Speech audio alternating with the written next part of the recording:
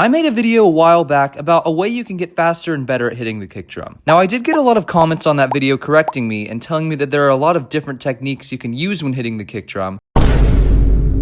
So this video is going to be a revised version of how to be fast and sound good at hitting the kick drum, according to each genre at least. Starting off with rock music, it's good to be loud and punchy with the kick. Now, a lot of people may disagree with this technique as it sacrifices kick speed and it sacrifices head life, but burring a beater is a good way to make the drum kit really stand out. The way you can do this is by, instead of hitting the kick drum in one quick spurt like this, you can press down on the pedal to give it a much punchier sound. In rock, especially if you're cohering with the bass, it can really make the song stand out.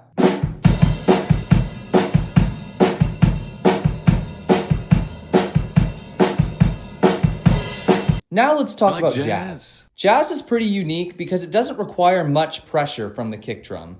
If you're hitting the kick drum in jazz like you do in rock, it will completely change the dynamic of the song. Because instead of rock, when you're going for punchy and loud, jazz is a lot more soft and mellow.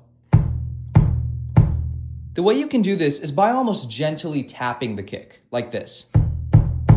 This gives the head time to resonate, and it can make the kick blend in with the rest of the song.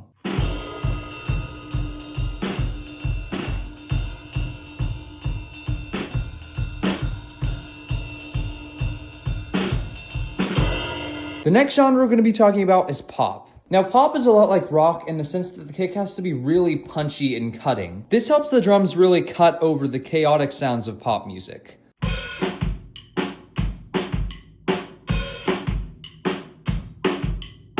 And last but not least is, of course, metal. Now, metal is a lot different than the other genres as it requires the kick to be super fast. A lot of people would get a double kick, but for a single kick, we're going to be using the heel-to-toe technique. Now, if you're not familiar with the heel-to-toe technique, then it's basically a movement to do with your foot to get extra speed and power while hitting the kick drum. This is especially useful to learn in metal as it's almost required in most songs. Now, this technique may be hard to master at first as it feels kind of unnatural, but it can really help build speed on the kick drum. The motion in particular requires you to do this sweeping motion with your foot.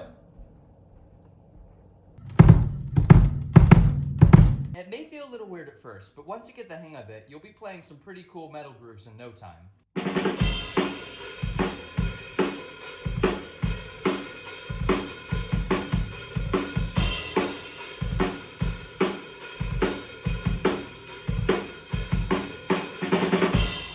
So those are some kick techniques according to each genre on the drums. However, this can heavily rely on preference, so give me your take in the comments.